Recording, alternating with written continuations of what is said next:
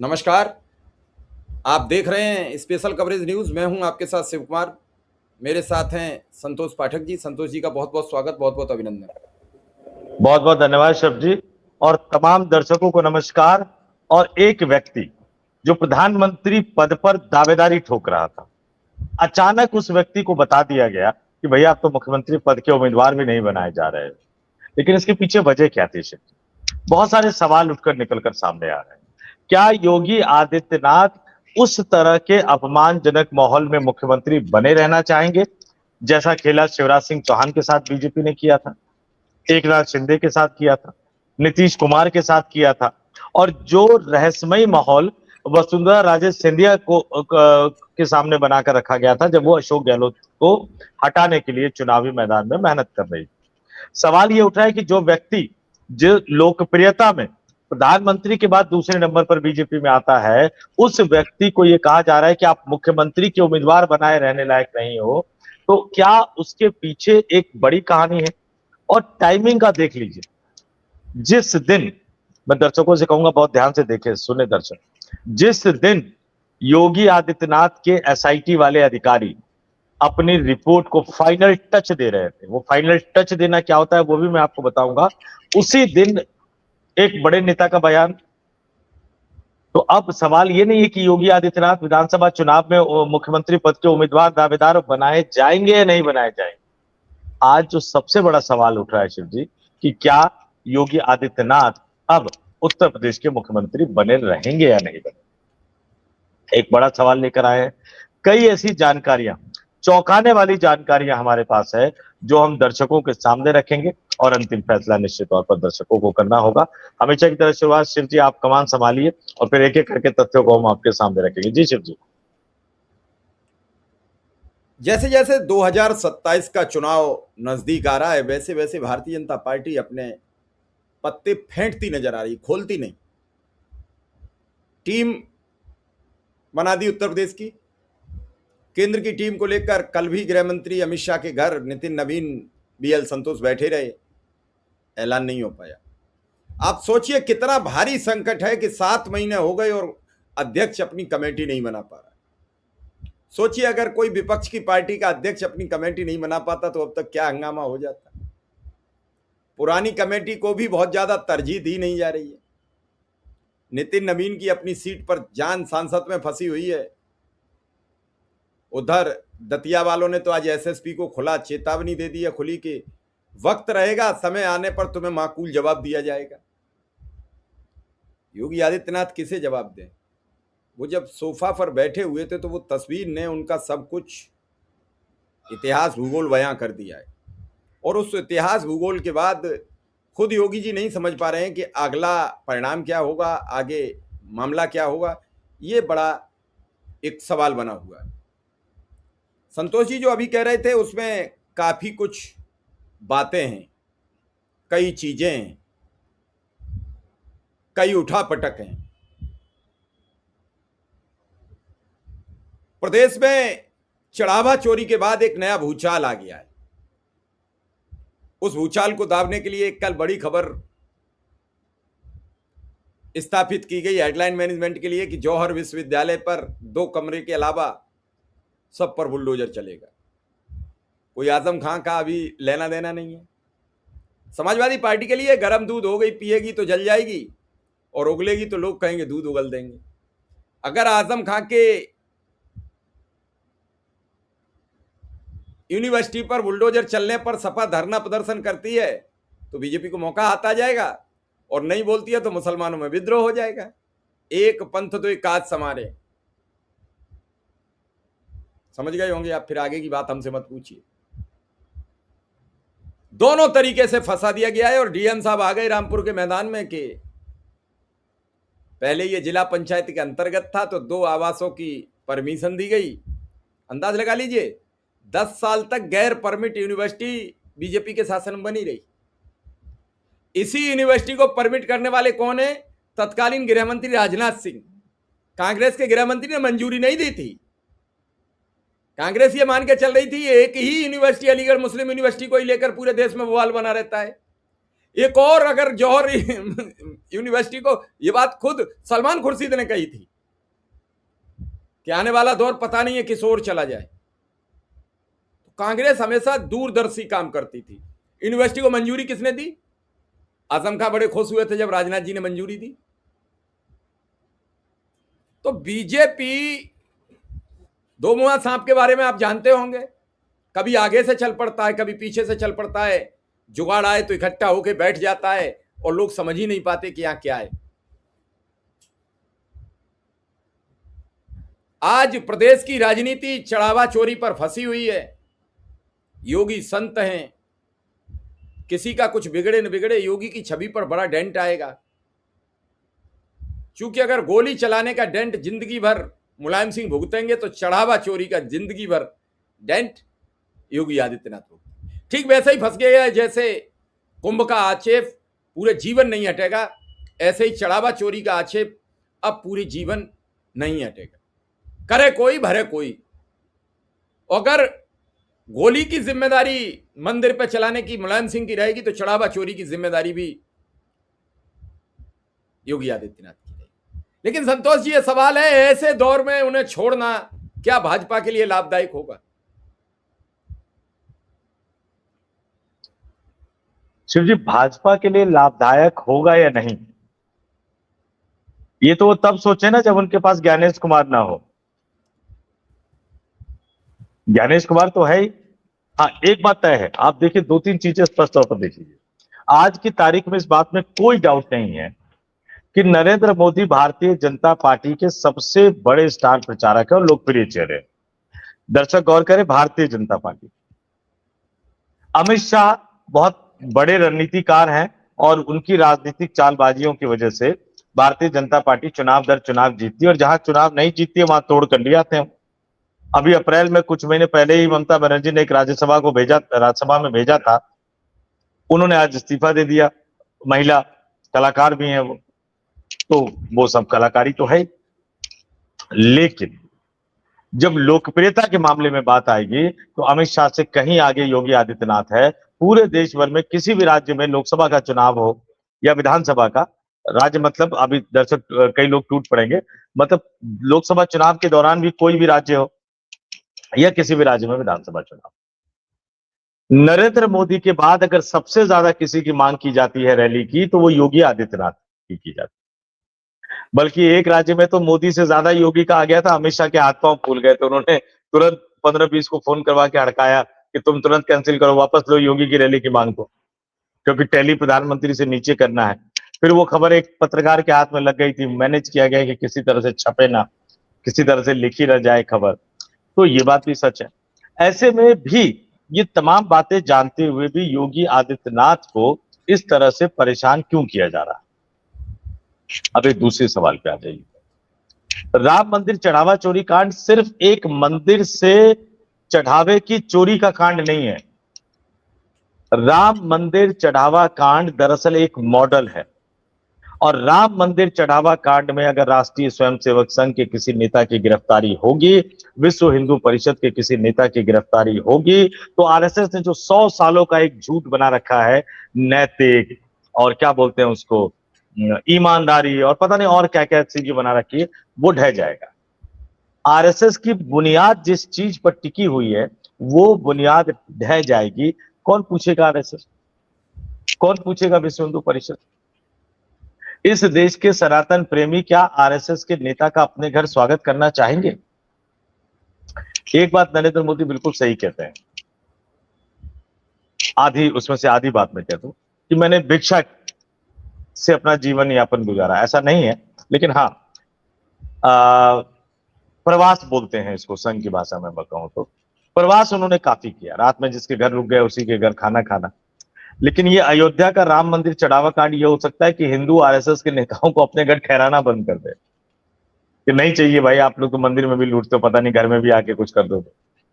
इसलिए संघ ये चाहता है कि इस चढ़ावा चोरी कांड में जो लोग गिरफ्तार हुए हैं उन्हीं तक इस मामले को रफा दफा कर दिया जाए, उससे ऊपर आंच ना पहुंचे। लेकिन क्या वो पाप योगी अपने सर पर लेने को तैयार होंगे? आपने कुंभ का जिक्र किया, कुंभ वाला मामला तो एक उदाहरण सेट कर चुका है। एसआईटी की रिपोर्ट पहले दूध का दूध पानी का पानी 15 दिन में कहा गया था, फिर 15 दिन का समय सीमा बढ़ाई गई थी। कल उसकी समय सीमा 15 जुलाई आखिरी डेट थी। जिस समय फाइनल टच दे रहे थे, फाइनल टच मैं जरा बताता हूँ। कोई एजेंसी जब जाती है तो पूछताछ करती है, तो जितने तथ्य उनके सामने आते हैं वो नोट करते रहते हैं। टाइपिस्ट होता है तो टाइप करके उसका वो बनाते रहते हैं। लेकिन जब उसको फाइनल रिपोर्ट देनी होती है तो उसमें देखा जाता है कि किसकी भूमिका कितनी आ रही है, किसको कितना आपको हाइप करना है, किसको थोड़ा सा इग्नोर करते हुए चलना है। तो फाइनल टच कल दिया जा रहा था, और जिस समय फाइनल टच दिया जा रहा था, योगी आदित्यनाथ के अधिकारी दे रहे थे, उसी समय दिल्ली दरबार से भेजे गए प्रदेश अध्यक्ष एक टीवी चैनल पर कह रहे थे कि 2027 के विधानसभा चुनाव में योगी आदित्यनाथ चेहरा नहीं होंगे, हम चुनाव के बाद ये तय करेंगे कौन हमारा मुख्यमंत्री होगा। तो क्या एसआईटी के अधिकारियों पर दबाव डालने के लिए बयान दिया गया? क्या उत्तर प्रदेश की ब्यूरोक्रेसी पर दबाव डालने के लिए बयान दिया गया? देखिए, इस बयान के बहुत गहरे मतलब हैं। ये कोई साधारण बयान नहीं है। जिस योगी आदित्यनाथ को लेकर राष्ट्रीय अध्यक्ष नितिन नवीन कह चुके हो कि यही हमारे मुख्यमंत्री के चेहरे, ऐसा नहीं है कि पंकज चौधरी को पता नहीं होगा कि नितिन नवीन क्या बोलकर गए थे। ऐसा नहीं था कि पंकज चौधरी को योगी आदित्यनाथ की हैसियत पता नहीं होगी। वो लिस्ट लेकर घूम तो रहे थे, दिल्ली वाले लिस्ट लेके भेजते थे उनको दौड़ा के, ये योगी कह देते थे नहीं इसमें दोबारा जाओ, तो दिल्ली लखनऊ दिल्ली लखनऊ दिल्ली लखनऊ करते रहे। बेचारा एक लिस्ट बनाने में उनकी हालत खराब हो गई। तो ऐसा नहीं था कि उनको योगी आदित्यनाथ की हैसियत का पता नहीं था। एक दिन तो कई बार तो ऐसा हुआ, आमतौर पर ऐसा होता नहीं है, कि लखनऊ से दिल्ली पहुंचे, पार्टी मुख्यालय गए, यहां से डांटे गए कि नहीं वही लिस्ट होगा, और पार्टी मुख्यालय से सीधे वो पहुंच गए एयरपोर्ट लखनऊ। ये तमाम चीजें हैं, और इसलिए मैं कह रहा हूं कि क्या ये आपस में एक दूसरे से जुड़े हुए हैं या नहीं, ये एक बड़ा सवाल है।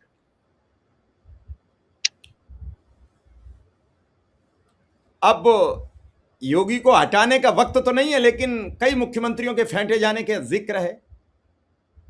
बार बार ये कहा जाता है, चढ़ावा चोरी के बाद ही अमित शाह से पहली मुलाकात थी, एसआईटी की रिपोर्ट आनी है। चंपत राय, अनिल मिश्रा, गोपाल राव, इन तीनों में से अगर एक भी व्यक्ति फंसता है तो भाजपा की लुटिया डूब जाएगी, आरएसएस की लुटिया डूब जाएगी। यह कहना बहुत निरर्थक होता है कि विश्व की सबसे बड़ी पार्टी, संतोष जी, कांग्रेस का कभी सूर्यास्त होने की किसी ने सपने में भी नहीं सोची थी। शिव जी, एक थोड़ा सा ही बता देते हैं, एसआईटी रिपोर्ट का भी बता देते हैं, भास्कर की खबर है ये। राम मंदिर चढ़ावा चोरी की जांच पूरी हो गई है। एसआईटी आज यानी गुरुवार को अपनी फाइनल रिपोर्ट प्रमुख सचिव गृह संजय प्रसाद को सौंप सकती है। रिपोर्ट में जांच में सामने आए तथ्यों और साक्ष्यों को भी शामिल किया गया है। इस रिपोर्ट में, ध्यान से सुने दर्शक, इस रिपोर्ट में चंपत राय की भूमिका को लेकर भी कई बातों का जिक्र किया गया है। अब अगर चंपत राय फंसते हैं तो विश्व हिंदू परिषद और राष्ट्रीय स्वयंसेवक संघ मुंह दिखाने लायक नहीं रहे। आगे देख लीजिए, माना जा रहा है कि रिपोर्ट जैसे ही प्रमुख सचिव को मिलेगी, वे इसे अविलंब मुख्यमंत्री योगी आदित्यनाथ को सौंप सकते हैं कि महाराज जी मुझसे नहीं संभाला जा रहा, बहुत वजनदार है, लीजिए आप देख लीजिए और आप बताइए क्या क्या करना है। और उसके बाद कुछ आरोपियों पर कार्रवाई भी हो सकती है। यही डर क्या कहीं सता रहा है बीजेपी के इकोसिस्टम को, गुजराती लॉबी को, संघ के इकोसिस्टम को? क्या ये बड़ा डर है जो इस बयान के पीछे है? लेकिन जिस तरह से शिवराज सिंह चौहान के सिटिंग मुख्यमंत्री होते हुए इस बात का ऐलान नहीं किया गया था कि वो मुख्यमंत्री पद के दावेदार है, जिस तरह से एकनाथ शिंदे के सिटिंग मुख्यमंत्री होते हुए ये ऐलान नहीं किया गया वो मुख्यमंत्री के उम्मीदवार है, जिस तरह से नीतीश कुमार के सिटिंग मुख्यमंत्री होते हुए भी ये ऐलान नहीं किया गया कि वो मुख्यमंत्री पद के उम्मीदवार हैं, बार बार ये कहा गया कि हम उनके नेतृत्व में चुनाव लड़ेंगे, उन्होंने बर्दाश्त किया।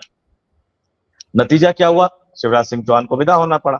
नतीजा क्या हुआ? एकनाथ शिंदे फिर से मुख्यमंत्री नहीं बन पाए, बेचारे नाराज होकर गांव चले गए, फिर भी नहीं बन पाए, जबकि वो तो सहयोगी दल के थे।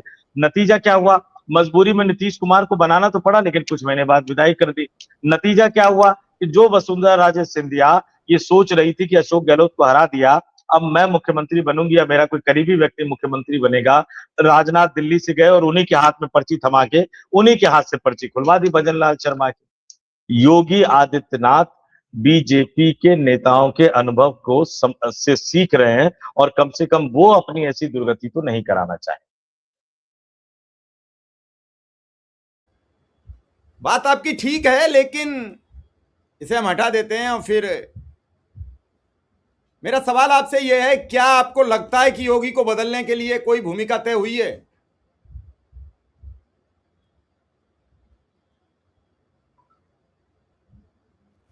संतोष जी, योगी को हटाने का एक तरह से सारा जो स्क्रिप्ट है वो तैयार हो गया है। अब योगी के पलटवार का इंतजार है। आज अगर एसआईटी की रिपोर्ट उनके हाथ में आती है तो कल क्या होगा? अयोध्या पुलिस को क्या आदेश दिया जाएगा? जो एफआईआर लिखी गई है उस एफआईआर में एक कॉलम है अन्य। ये पुलिस वालों का अपना एक भाषा होती है, अन्य जब लिख देते हैं तो बाद में उसमें कितनों को भी उसमें डाल सकते हैं। तो क्या कुछ नए लोग डाले जाएंगे? क्या कुछ बड़े लोग डाले जाएंगे? और सबकी नजर और निगाहें सिर्फ इस बात पर है कि क्या अनिल मिश्रा पे एफआईआर होगी, क्या गोपाल राव पे एफआईआर होगी, क्या चंपत राय पे एफआईआर होगी, क्या इन तीनों को गिरफ्तार किया जाएगा? ये एक बड़ा सवाल है। तो अब एसआईटी की रिपोर्ट के बाद योगी आदित्यनाथ क्या करेंगे? किस तरह से योगी आदित्यनाथ पलटवार करते हुए नजर आएंगे? एक बात और बिल्कुल तय मान लीजिए, इस अपमानजनक माहौल में तो कम से कम योगी आदित्यनाथ नहीं चाहेंगे कि उनके नेतृत्व पर तलवार लटकी रहे और वो चुनाव में मेहनत करते हुए नजर आए।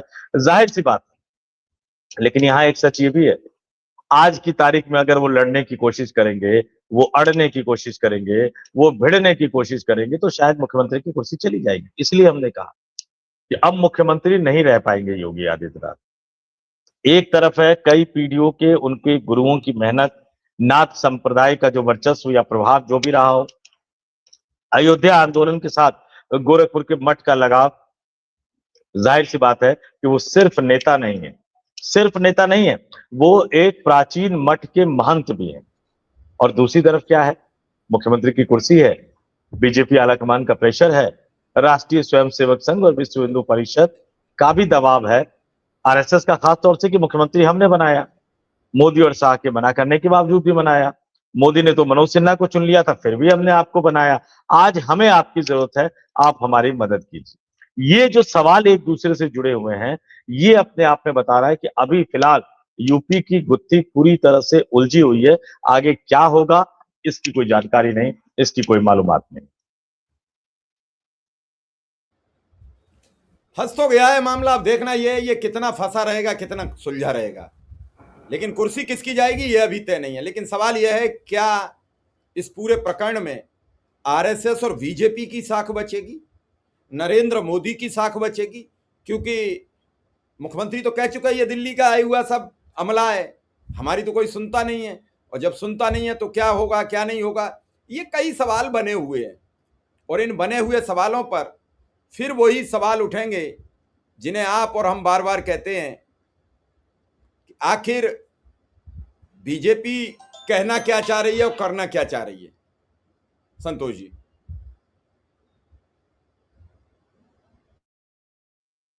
देखिए, ये सवाल निश्चित तौर पर है कि बीजेपी करना क्या चाह रही है, लेकिन इस सवाल का जवाब भी उसी में छुपा हुआ है। बीजेपी अपनी गोटियां इस तरह से सेट करना चाह रही है ताकि कोई भी परेशान ना हो, क्योंकि राम मंदिर चढ़ावा कांड जो है वो सिर्फ एक मंदिर का इशू नहीं है। वो आने वाले दिनों में आप अभी भी देख रहे हैं कि किस तरह से एक एक करके तमाम देश के कई बड़े मंदिरों के लिए इस तरह का सवाल उठ रहे हैं, निकल कर सामने आ रहे हैं। और अगर राम मंदिर चढ़ावा चोरी कांड में इस तरह की चीजें आगे बढ़ेंगी तो निश्चित तौर पर कई और मंदिरों को लेकर, राष्ट्रीय स्वयंसेवक संघ को लेकर, विश्व हिंदू परिषद की कार्यप्रणाली को लेकर कई तरह के सवाल उठेंगे और फंसते हुए नजर आएंगे पूरा का पूरा भारतीय जनता पार्टी और आरएसएस का इकोसिस्टम। लेकिन सिर्फ इकोसिस्टम नहीं फंसेगा। भविष्य की लड़ाई को लेकर जो रूपरेखा है वो भी एक तरह से फंसता हुआ नजर आएगा। और एक बात देख लीजिए शिव जी, आप इस चीज को मानिए, समझिए, एक बड़ा सवाल उठ रहा है। हालांकि शंकराचार्य के हवाले से उठा, कई और लोग भी इसको लगातार एक बड़ा सवाल बनाने की कोशिश करते हुए नजर आ रहे हैं। जो इन्होंने किया, इनके हाथ में देश का सबसे बड़ा मंदिर गया, और वो सबसे बड़ा मंदिर जो है इस दुनिया में सबसे महंगा कोई धार्मिक स्थल बना है तो वो राम मंदिर। सबसे ज्यादा पैसा किसी पर के निर्माण पर खर्च हुआ है तो वो राम मंदिर। इस देश में चढ़ावे को लेकर अब तक की जो सबसे बड़ी लूट और डकैती की खबर आई है वो राम मंदिर की आई। अब अगर कल को भविष्य में कृष्ण भूमि पर मथुरा में मंदिर बनेगा और अगर उसका ट्रस्ट बनाकर कोशिश की जाएगी कि आरएसएस के लोगों को सौंपा जाए, तो क्या मथुरा के लोग सौंपने देंगे? कल को वाराणसी हालांकि अलग तरह का बना रखा है, लेकिन ये तो चाहते हैं कि हर जगह हमारे लोग घुसे। कल को जहां जहां लोग घुसेंगे वहां वहां 10 लोग पता लगे कि वो आरटीआई और इस तरह की चीजें लेकर तैयार बैठे रहे, तो पूरी पोल खुल जाएगी। और बद से बदनाम बुरा होता है। मुझे ये नहीं पता कि ये बद है या नहीं है, लेकिन बदनाम जरूर हो गए। और जब बदनाम हो गए हैं तो सबकी निगाहें इनके ऊपर बनी रहेगी, ये फंसे रहेंगे। और इसलिए पूरी कोशिश इस बात की जा रही है कि किसी भी तरह से चंपत राय, अनिल मिश्रा और गोपाल राव ये कम से कम इस पूरे लूट और डकैती के फ्रेम से बाहर नजर आए। पता नहीं क्या योगी आदित्यनाथ अड़े हुए हैं? क्या योगी आदित्यनाथ कार्रवाई करना चाहते हैं? क्या योगी आदित्यनाथ सही तरीके से जांच को आगे बढ़ाना चाहते हैं? आखिर क्या डर है जो दिल्ली दरबार ने एंड उस दिन उनको मैसेज भिजवाया जब अधिकारी रिपोर्ट को फाइनल टच दे रहे थे, उस दिन इस तरह का बयान दिलवाया? और पंकज चौधरी जैसे नेता कभी विवादों में नहीं फंसे हैं। 2 ही विवाद हुए मुझे जहां तक याद आ रहा है, एक तो वो ब्राह्मण विधायकों को चेतावनी देने वाला और दूसरा ये वाला, और दोनों में ही कहीं ना कहीं किसी न किसी की भूमिका रही हुई है। शिव जी, चलिए अब इसी भूमिका पर दर्शकों से सवाल कर लेते हैं कि आखिर दोष किसका है, क्या योगी जाएंगे या बचेंगे? हमें जरूर दर्शक बताएं। आपका बहुत बहुत आभार, बहुत बहुत धन्यवाद। बहुत बहुत धन्यवाद शिव जी। लेकिन दर्शकों से एक सवाल जरूर कहूंगा। भगवान राम हम सब के आराध्य हैं। आप भी तो बोलिए, सोचिए, समझिए। कौन मुख्यमंत्री रहेगा, कौन प्रधानमंत्री रहेगा, इस बात से कोई मतलब नहीं। कल को कांग्रेस पार्टी थी, आज भारतीय जनता पार्टी है। एक दौर वो भी आया जो 42-43 सांसद वाले एच डी देवगौड़ा भी प्रधानमंत्री थे। लगभग इतने ही सांसदों के साथ इंद्र कुमार गुजराल भी प्रधानमंत्री थे। तो इसलिए इन सब, और एक दौर ऐसा भी आया कि चरण सिंह बेचारे प्रधानमंत्री रहते हुए वो सदन में कभी नहीं जा पाए, ऐसी हालत हो गई थी। तो इसलिए पार्टियों का सवाल नहीं है, नेताओं का सवाल नहीं है। मोदी भक्ति, राहुल भक्ति, योगी भक्ति, सबको अलग कर दीजिए। भगवान राम की भक्ति को याद कीजिए और बताइए कि आपको भरोसा है कि स्वतंत्र एवं निष्पक्ष जांच होके असली डकैतों को सजा मिल पाएगी? ये एक बड़ा सवाल है। कम से कम इतना कमेंट तो कर ही दीजिए। सत्ता में बैठे हुए लोग देखते हैं, इतना कमेंट कर दीजिए कि दिल की धड़कनें थोड़ी सी बढ़ जाए उनकी भी। क्या पता अंतरात्मा जाग जाए। नमस्कार। नमस्कार।